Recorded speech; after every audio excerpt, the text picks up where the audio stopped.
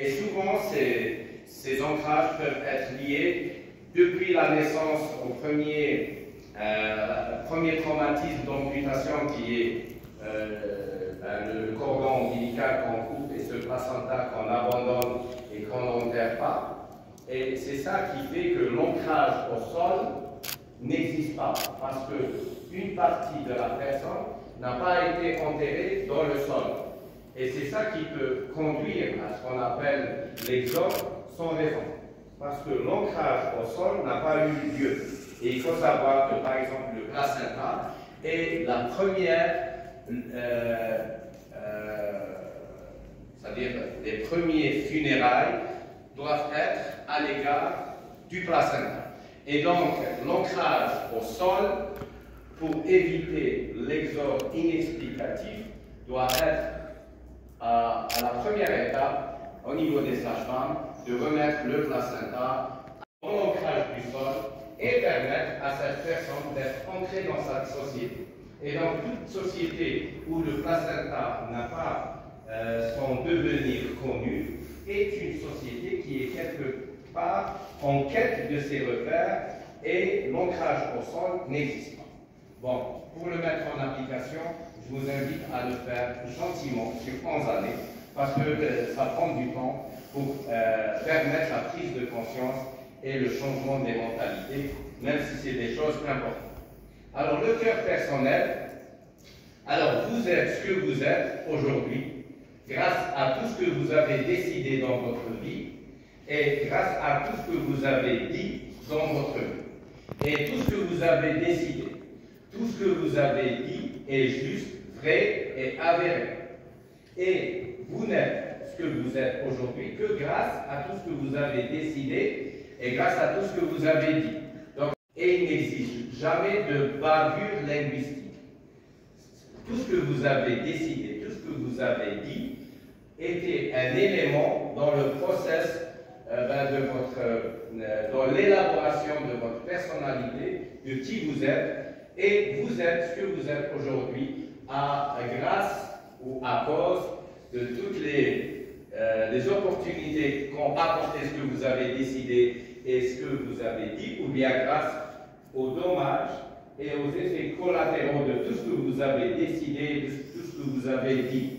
Mais il n'existe ni dommages ni dégâts collatéraux. C'est cet enseignement de vie qu'apportent toutes vos décisions et tout ce que vous dites. Alors, le cœur financier. Le cœur financier est important. Celui qui n'est pas en harmonie avec son cœur financier n'est pas en bonne santé. Voilà. Pourquoi? Parce que c'est important d'être en dynamique, de mettre quelque part le financement comme accompagnement, par exemple, de votre cœur professionnel, de votre cœur sociétal, de votre cœur personnel. Donc, les financements suivent vos initiatives et non pas vous suivez votre financement. Je vous donne un exemple. Par exemple, vous exercez et vous avez envie d'améliorer votre prestation de service. Donc, vous allez engager des frais pour faire un projet. Si vous restez dans la dynamique professionnelle de votre projet, de cœur professionnel, vous êtes dans le cœur professionnel et en même temps, vous allez rembourser tout ce que vous avez entrepris.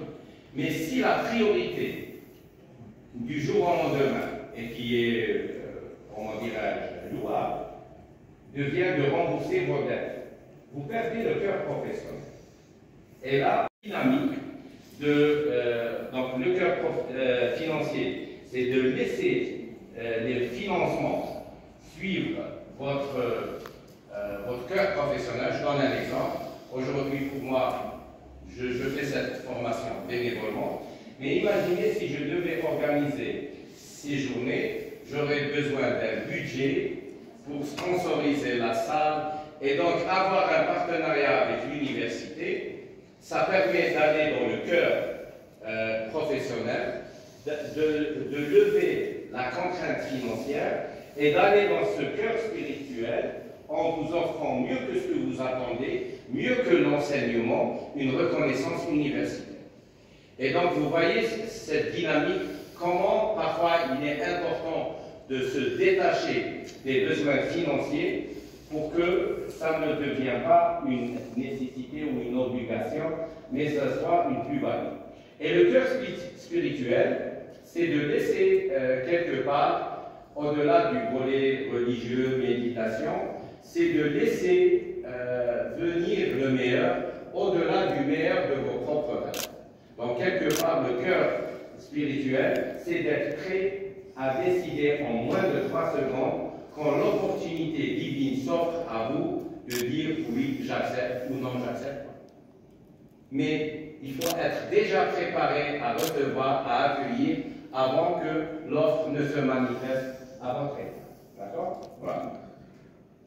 Alors, maintenant, on rentre dans la notion de l'entité du couple. Alors, contrairement à ce que vous croyez, l'entité du couple, ce n'est pas 2 personnes, c'est toujours 3 personnes. Donc, elle est composée de 3 entités. Donc, le couple